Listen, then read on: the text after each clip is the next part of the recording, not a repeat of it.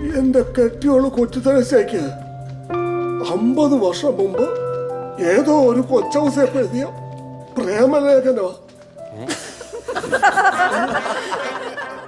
വീണ്ടും നാഷണൽ അവാർഡിന്റെ തിളക്കം മലയാളത്തിൽ. മികച്ച സഹനടിക്കുള്ള അവാർഡ് നമ്മുടെ ഉർവശേച്ചി നേടിയപ്പോൾ മികച്ച സഹനടനുള്ള അവാർഡ് ശ്രീ വിജയരാഘവൻ കരസ്ഥമാക്കി. മലയാളത്തിന്റെ സ്വന്തം കുട്ടേട്ടൻ. അഭിനയ ലോകത്ത് വിജയരാഘവൻ എന്ന പേര് മുഴങ്ങാൻ തുടങ്ങിയിട്ട് 52 വർഷം പിന്നിടുന്നു.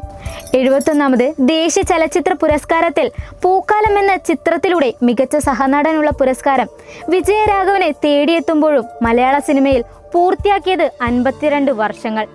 ഒട്ടേറെ കഥാപാത്രങ്ങൾ സമ്മാനിച്ച പ്രിയ നടന് വൈകി ലഭിച്ച അംഗീകാരമാണെങ്കിലും ലഭിച്ചത് രാജ്യത്തിന്റെ അംഗീകാരമല്ലേ. വലിയ സന്തോഷം എന്നായിരുന്നു വിജയരാഘവന്റെ ആദ്യ മറുപടി. അവാർഡ് പ്രതീക്ഷിച്ചിരുന്നില്ലെന്നും സിനിമയാണ് തനിക്കെല്ലാമെന്നും വിജയരാഘവൻ പറഞ്ഞു.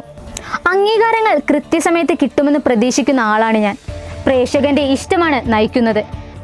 എൻ്റെ എല്ലാം സിനിമയാണ്. ഇത് സിനിമയുടെ അണിയറ പ്രവർത്തകർക്ക് കൂടിയുള്ള അംഗീകാരമെന്ന് വിജയരാഘവൻ പറഞ്ഞു. അദ്ദേഹത്തിന് എല്ലാവിധ ആശംസകളും പ്രാർത്ഥനകളും നേരുന്നു.